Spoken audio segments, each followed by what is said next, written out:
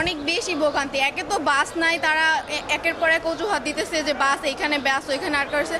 তার মধ্যে ভাড়া ডাবলের ডাবল ভাড়া নিতেছে, যেখানে আমরা ইউজুয়ালি 250 বা 300 দিয়ে চাই, এখানে 600, 650, 700 টাকা পর্যন্ত ভাড়া চাইতেছে।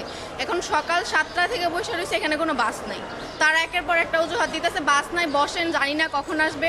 মানে এগুলো তো ঠিক না। ঈদের সময় তো আমরা সবাই ঈদ করতে যাইতেছি, তাই না? এগুলো তো পুরা ভোগান্তি। সো আমার কাছে খুবই মনে হচ্ছে যে বিষয়টা অনেক বেশি খুব খারাপ।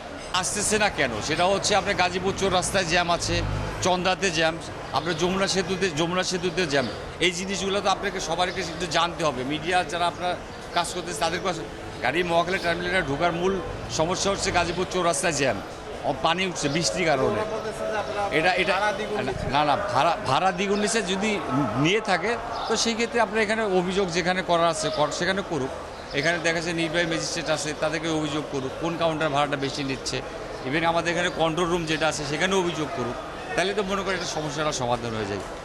একতরফাভাবে শুধু বললে তো হবে না। আমার কথা হচ্ছে এখানে যেটা আপনার আমাদের মহাখালী টার্মিনালটা আদর্শ টার্মিনাল, যদি কোনো অভিযোগ থাকে কোনো কাউন্টারের বিরুদ্ধে তো সেই ক্ষেত্রে এখানে নির্বাহী ম্যাজিস্ট্রেট